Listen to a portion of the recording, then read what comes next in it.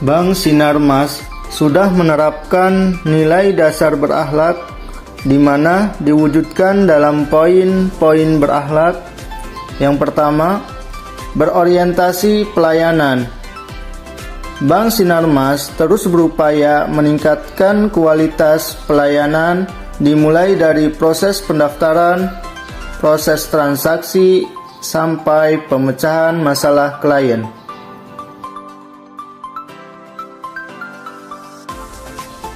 Yang kedua, akuntabilitas. Bank Sinarmas selalu bersedia berpartisipasi sebagai problem solving atau pemecahan masalah untuk memberi solusi kepada setiap permasalahan klien.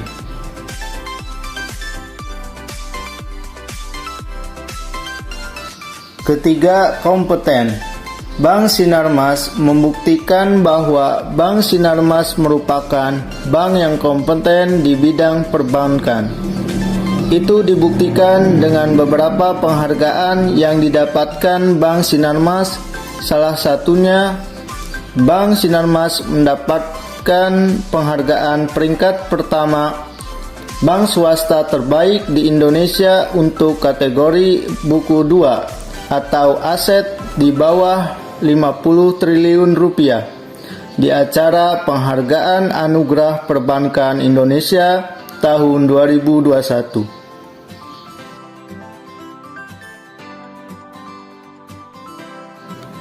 Keempat, harmonis. Bank Sinarmas menjunjung tinggi setiap perbedaan baik di lingkungan kerja Bank Sinarmas maupun dengan klien Bank Sinarmas.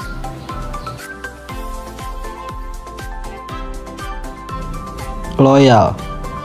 PT Bank Sinarmas berdedikasi dengan mengutamakan kepentingan bangsa dan negara dengan memperluas cabang dan unit yang tersebar di berbagai pelosok negeri demi melayani bangsa dan negara.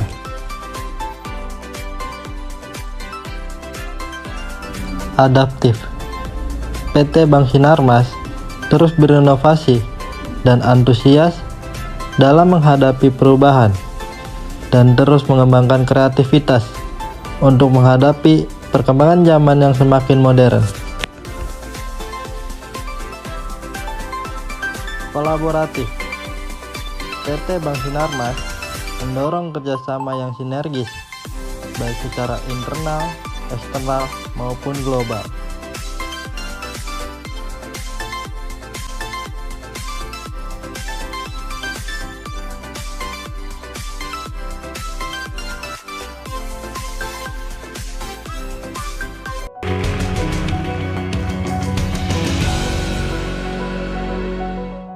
Bung Hatta ingin Indonesia jadi negara pengurus yang tugas pokoknya melayani publik terus-menerus.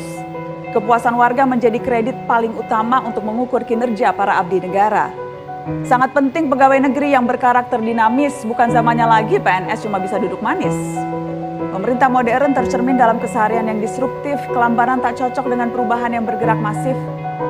Seleksi pegawai mutlak adaptif dengan kondisi mutakhir, cara-cara lama rekrutmen sudah pantas untuk diparkir.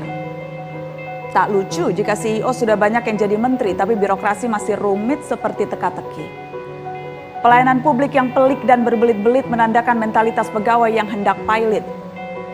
Jangan ada lagi cerita pegawai yang kerja sesuka hati, cita-cita republik tak boleh karam di tangan birokrasi. Dunia berubah cepat, jika birokrat tetap lambat, Indonesia akan lekas lewat. Najwa Shihab atau biasa akrab dipanggil Nana, lahir di Makassar pada tanggal 16 September 1977. Najwa Shihab adalah putri kedua dari pasangan Quraisy Shihab dan Fatmawati Assegaf. Dikenal sebagai jurnalis, aktivis, dan presenter di Indonesia. Najwa juga merupakan lulusan dari Fakultas Hukum Universitas Indonesia. Awal merintis karir, Najwa Shihab bergabung dengan RCTI, tetapi kemudian pada tahun 2001 beliau memutuskan untuk keluar dan bergabung bersama Metro TV. Karena stasiun televisi tersebut dinilai lebih menjawab minat besarnya terhadap dunia jurnalistik. Hingga pada tahun 2010, beliau menjadi presenter tunggal dalam acara Mata Najwa. Di acara tersebut pula lah yang turut membesarkan namanya hingga saat ini. Sampai akhirnya, pada tahun 2017, beliau memutuskan untuk keluar dari Metro TV dan bergabung bersama Trans 7. Lalu, kemudian beliau juga mendirikan perusahaan media bernama Narasi. Karena konsistensinya terhadap dunia jurnalistik itulah yang membuat nama seorang Najwa Shihab tidak pernah redup. Maka dari itu, kami memilih Najwa Shihab sebagai role model dalam implementasi core values ASN yang diimplementasikan dari kata akronim berakhlak, yaitu berorientasi pelayanan, accountable, kompeten, harmonis, loyal, adaptif, dan kolaboratif. Berorientasi pelayanan. Salah satu bentuk orientasi pelayanan terhadap publik yang ditunjukkan oleh Najwa Shihab adalah dengan aktifnya beliau dalam menyuarakan keluh kesah masyarakat. Accountable. Sebagai seorang jurnalis, Najwa Shihab konsisten dalam menyampaikan berita yang aktual. Beliau menjalankan tugas dengan jujur, bertanggung jawab, cermat, serta berintegritas tinggi. Kompeten.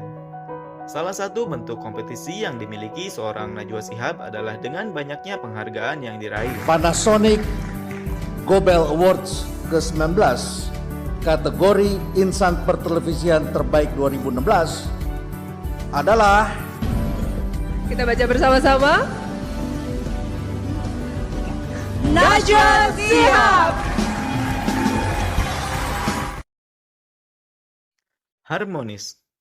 Najwa Shihab merupakan sosok yang inspiratif karena sifatnya yang terbuka terhadap perbedaan. Ia kerap kali menyuarakan indahnya keberagaman di tengah masyarakat yang sedang dilanda isu perpecahan. Loyal.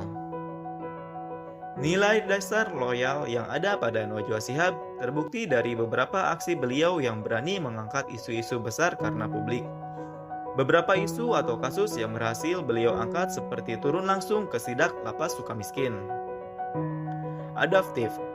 Selain sebagai seorang jurnalis dan presenter yang handal, dalam mengupas berita, Najwa Shihab juga merupakan tokoh yang cepat beradaptasi dalam menghadapi perubahan. Hal tersebut ditunjukkan dengan keaktifannya di media sosial seperti YouTube, Instagram, Twitter, dan lain-lain. Kolaboratif. Sejak memulai karir di dunia jurnalistik, Najwa Shihab seringkali bekerja sama dengan berbagai lapisan masyarakat, diantaranya aktivis HAM, pegiat anti korupsi, ICW Indonesia Corruption Watch aktivis perempuan, dan masih banyak lagi. Selain itu, dalam program-programnya, Najwa Shihab seringkali berkolaborasi dengan berbagai pihak seperti tokoh-tokoh nasional, tokoh politik, musisi, artis, public figure, selebgram, hingga berkolaborasi dengan ayahnya yakni Quraisy Shihab dalam program yang berisikan tentang ceramah agama yang menyucikan. Dari nilai-nilai yang ada pada seorang Najwa Shihab, tentu ini menjadi semangat dan motivasi untuk kita agar bisa menjadi ASN yang dapat mengamalkan nilai-nilai dan perilaku yang sesuai core values ASN berakhlak. Wilayah Banten kerap diidentikan dengan daerah segudang jawara atau pendekar. Salah satunya adalah Firman Hadiansyah, seorang aparatur sipil negara yang bekerja di Universitas Sultan Ageng Tirtayasa, disebut sebagai jawara literasi. Julukan tersebut tepat disematkan kepada Firman karena sejumlah gerakan yang dilakukan dengan mengenalkan dan membumikan literasi hingga ke pelosok negeri. Dedikasi terhadap dunia literasi diawali dengan menjadi relawan di Rumah Dunia pada tahun 2003, yang merupakan komunitas literasi di Kampung Ciloang, Serang, Banten. Komunitas tersebut menjadi pusat pembelajaran masyarakat, terutama di bidang jurnalistik, seni, dan kepenulisan. Beliau memahami bahwa masyarakat memerlukan sebuah ruang-ruang literer yang bisa mengembangkan kompetensinya. Di Rumah Dunia, beliau merasa bahwa gerakan literasi memang harusnya tumbuh dari lingkungan yang ada atau dekat dengan masyarakat. Sepak terjangnya di dalam dunia literasi dilanjutkan dengan menginisiasi Forum Taman Bacaan Masyarakat atau TBM bersama aktivis lainnya pada tahun 2005 yang memiliki ribuan anggota di Indonesia. Forum ini menjadi wadah bagi para pegiat literasi dan komunitas taman bacaan masyarakat. Pada tahun 2015 sampai 2020, Firman mendapatkan amanah menjadi Ketua Umum Forum TBM. Bersama dengan pegiat literasi di TBM, dirinya berhasil membuat buku dengan judul Literasi Tak Bertepi. Berkat dedikasinya di dunia literasi, pria yang mengabdi sebagai dosen jurusan Bahasa Indonesia di Universitas Sultan Ageng Tirtayasa ini bersama 37 pegiat literasi diundang oleh Presiden RI Joko Widodo ke Istana Negara di tahun 2017 lalu untuk berdiskusi berkaitan perkembangan literasi di tanah air. Dalam pertemuan tersebut, Firman mengungkapkan keinginannya kepada Presiden untuk dapat memberi kemudahan masyarakat, khususnya yang berada di pelosok, untuk memperoleh buku bacaan. Beliau ingin ada pengiriman buku gratis untuk memastikan bahwa buku-buku tidak hanya menyebar di Pulau Jawa, tetapi sampai ke provinsi lain, terutama di Indonesia bagian timur, dan alhamdulillah saat itu 1 tahun pengiriman buku sempat terwujud. Upaya lain yang dilakukannya untuk menggaungkan literasi di pelosok adalah dengan menggagas motor literasi, yang merupakan wadah para pegiat literasi dan komunitas motor untuk memberikan buku bacaan kepada masyarakat. Selain itu, motor literasi dibentuk sebagai jawaban dari problematika sosial anak-anak muda, terutama di Kota Serang, Banten, di mana komunitas motor sering dicap negatif karena melakukan tindakan kekerasan. Pria tamatan S3 Universitas Pajajaran ini mengungkapkan bahwa kegiatan motor literasi yang sudah berdiri sejak 4 tahun terakhir ialah touring ke berbagai wilayah di Indonesia dengan membawa sejumlah buku untuk dibagikan.